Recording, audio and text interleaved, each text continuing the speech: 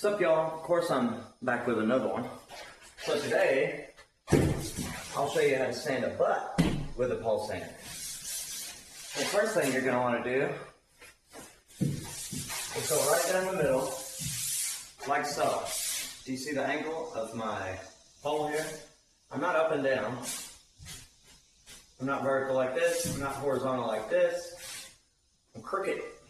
And I'm going in the middle until I see no lines.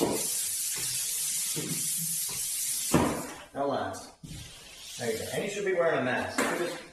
I'm just doing this in one spot for y'all. Then I get my edges. There's a fat edge all right there. Still holding it sideways. And I'm not going totally vertical. I'm going at an angle like this. This is a short angle, so it's not spreading it out or anything. Now I get the top, like so. Same way on this side. It's a lot of work, I tell you. Then, do the whole thing. Sideways, totally sideways this time. That's going to knock everything down flat.